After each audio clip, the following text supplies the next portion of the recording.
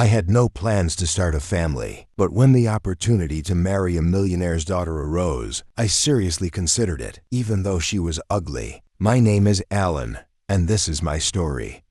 It all began on a crisp autumn evening when I attended a university event in my hometown of Millbrook. The air was thick with anticipation as hundreds of hopeful students milled about the grand hall of the community center, their dreams of higher education hanging like a tangible mist in the air. As I navigated through the sea of bodies, my fingers trailing over glossy course pamphlets, the weight of my own uncertain future pressed down upon my shoulders. My family's financial struggles had cast a long shadow over my aspirations, and I couldn't shake the feeling that I was grasping at smoke, chasing dreams that were slipping further from my reach with each passing day. It was then, amidst the cacophony of excited chatter and rustling papers, that I spotted a familiar face. Millionaire stood near a display about liberal arts programs, her delicate features etched with a mixture of curiosity and resignation. We had known each other's families for years, our paths crossing at various social events, but we had never been particularly close.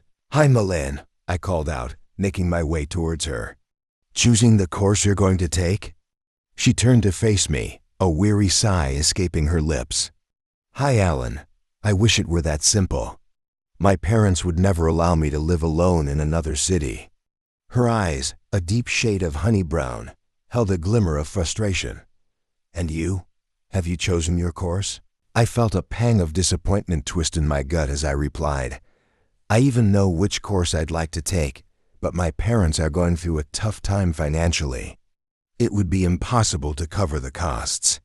We exchanged understanding looks, both feeling the weight of our circumstances pressing down upon us. Little did I know that this seemingly innocuous conversation would set in motion a series of events that would change my life forever. The next day, as I sat in my family's modest living room, staring blankly at a stack of scholarship applications, I heard a tentative knock at the door. To my surprise, it was Millionaire, her face flushed with what appeared to be a mixture of excitement and nervousness. "Alan, I need to talk to you," she said breathlessly.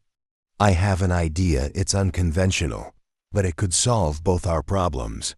Intrigued, I invited her in, and we settled onto the worn sofa. Millionaires' hands twisted in her lap as she began to explain her plan, a marriage of convenience that would allow us both to pursue our education. My mind reeled as I processed her words. "Millionaire, I appreciate the fact that you thought about this, but let's face reality," I said, my voice filled with uncertainty. "We are just friends, and to be honest, we're not even that close. Besides, my main focus is my studies, not starting a family." She leaned forward, her eyes blazing with determination. "I know it sounds crazy, Alan, but think about it. My parents would let me go to university if I were married, and they'd cover the costs for both of us. We could have our independence, pursue our dreams, and it would all be above board." As Millionaire continued to outline her plan, I found myself considering the possibility. It was an absurd idea, one that flew in the face of everything I had been raised to believe about love and marriage.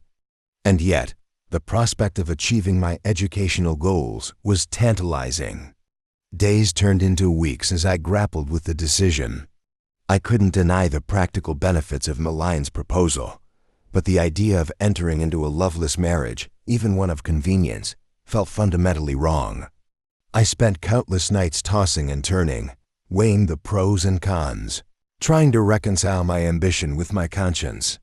Finally, after much soul-searching and several long conversations with Millionaire, I agreed to her unconventional plan. We scheduled what we believed would be a simple, discreet ceremony at the local courthouse. However, Millionaire's parents had other ideas. The day of our wedding arrived, and I found myself standing in an opulent ballroom, surrounded by hundreds of guests I barely knew. Millionaire's parents had spared no expense, transforming what we had intended to be a quiet affair into a grand, pompous celebration. Crystal chandeliers cast a dazzling light over the sea of well-dressed attendees, while an orchestra played softly in the background. As I stood there, tugging uncomfortably at the collar of my rented tuxedo. I couldn't help but feel like an imposter. The weight of curious gazes bore down upon us as Meline and I awkwardly played our roles, exchanging uncoordinated kisses and hugs, navigating this unfamiliar territory with all the grace of newborn foals. Meline looked stunning in her white gown, her dark hair cascading in soft waves down her back. But as I gazed at her, I couldn't help but notice the slight tremor in her hands, the tightness around her eyes that betrayed her nervousness. It was then that I truly realized the magnitude of what we were doing, the lies we were telling, the expectations we were creating. As the reception drew to a close and we prepared to leave for our new life in the university city, Meline's father pulled me aside. His grip on my arm was firm, his expression stern as he led me to a quiet corner of the ballroom. "Alan," he began, his voice low and gravelly, "I would like to thank you for marrying our daughter." I nodded, unsure of how to respond, but he wasn't finished. His next words hit me like a physical blow, leaving me stunned and breathless. "I understand that her appearance may not be attractive, especially because of that mark on her face, but I can assure you that she will do her best to make you happy." For a moment, I stood frozen, unable to process the cruelty of his statement. Then, without hesitation, I felt a surge of protective anger rise within me. "With all due respect, sir," I said firmly, my voice tight with barely contained emotion, "your daughter is an incredibly beautiful woman, far beyond the surface. If someone cannot see past a mark on her face, I believe that person lacks the ability to recognize the true virtue she carries." Meline's father's eyes widened in surprise, and for a brief moment, I saw a flicker of something, shame perhaps or regret, cross his features. But before he could respond, Meline appeared at my side, her hand slipping into mine. "Is everything all right?"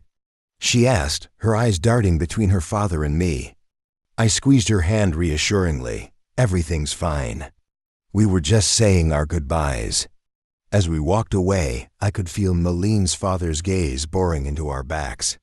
I silently vowed that I would never let anyone, not even her own family, make Meline feel less than the remarkable woman she was. The drive to our new apartment in the university city was quiet, both of us lost in our own thoughts. As the familiar landscape of our hometown faded in the rearview mirror, replaced by the promise of new beginnings, I found myself wondering what the future held for us. Our new home was a modest 2-bedroom apartment, sparsely furnished but clean and bright. As we unpacked our belongings, the reality of our situation began to sink in.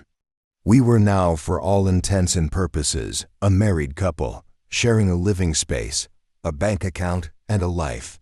From the beginning, Meline made it clear that I wasn't bound by any relationship commitment, as our marriage was merely a facade. "We're here to study and build our futures," she said on our first night in the apartment. "What happens outside of that is up to us." I nodded, relieved that we were on the same page. And yet, as the days turned into weeks, I found myself preferring Meline's company to anyone else's. We fell into a comfortable routine, studying together in the evenings, sharing meals, and supporting each other through the challenges of university life. Determined to maintain our independence despite the financial help from Meline's parents, we both took on part-time jobs. I found work at a local bookstore, while Meline tutored high school students in mathematics. Our days became a frenetic balancing act of classes, work, and study, leaving little time for socializing or reflection. As we delved deeper into our studies, facing the rigors of university life together, my feelings for Meline began to shift.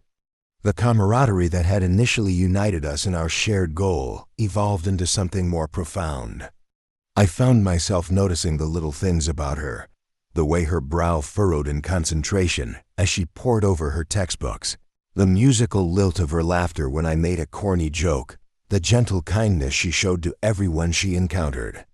One evening, as we sat side by side on our worn couch, surrounded by a sea of notes and open books, I caught myself staring at Meline. The soft glow of the lamp illuminated her face, casting shadows that emphasized the graceful curve of her cheek and the determination in her eyes. The mark on her face, which her father had so callously mentioned, was barely noticeable to me now. Instead, I saw the intelligence that sparkled in her gaze, the strength of character etched in the set of her jaw. It was in that moment that I realized the truth. I was falling in love with my fake wife. The realization both thrilled and terrified me. Our arrangement had been built on practicality, not romance. What if Millionaire didn't feel the same way? What if my growing feelings jeopardized everything we had worked for? I tried to push these thoughts aside, focusing instead on our studies and our shared goal of academic success. But as the months passed, it became increasingly difficult to ignore the way my heart raced when Millionaire smiled at me, or the comfort I found in her presence after a long, stressful day. Our first year at university flew by in a blur of lectures, exams, and late-night study sessions. As summer approached, we faced a new challenge: explaining to our families why we wouldn't be living apart during the break. "We've grown accustomed to living together," Millionaire explained to her parents over the phone, her voice steady despite the lie. "It makes more sense financially to keep the apartment."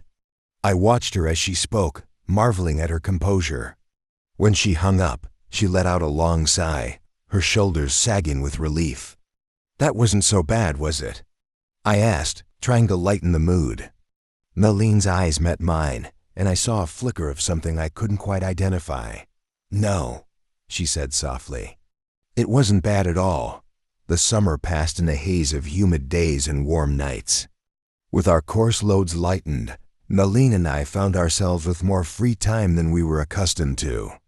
We explored our new city together, discovering hidden parks and quaint cafes. We spent long evenings on the balcony of our apartment, talking about our dreams, our fears, and everything in between.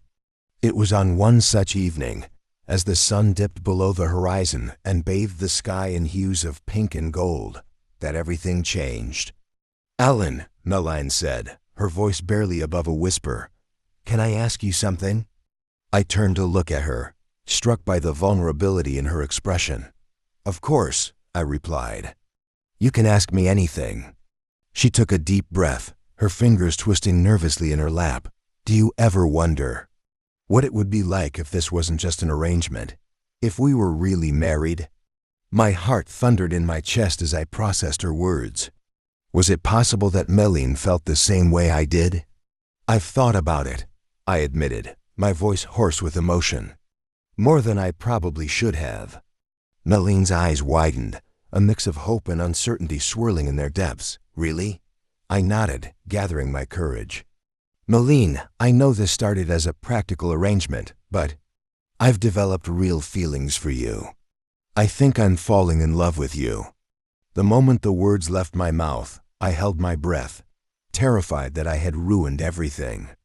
But then Millionaires' face broke into a radiant smile, and she reached out to take my hand. "Oh, Alan," she whispered, "I've been feeling the same way." I was so afraid to say anything, to risk what we had. As our eyes met, the world seemed to fall away. Without thinking, I leaned in, and our lips met in a soft, tentative kiss. It was nothing like the awkward peck we had shared at our wedding ceremony. This kiss was real, filled with the promise of something genuine and true. From that moment on, our relationship transformed. What had started as a meticulously planned strategy to achieve individual goals was blossoming into something beautiful and unexpected. We still focused on our studies, still worked hard to maintain our independence, but now there was an actual love between us. We graduated and decided to open our own law firm together. Our relationship now based on trust, mutual respect, and genuine love. Looking back, I marvel at how our unconventional beginning led to such a beautiful partnership. Our story is a testament to the fact that true love can flourish in the most unexpected circumstances, overcoming obstacles and conventions to create something truly special.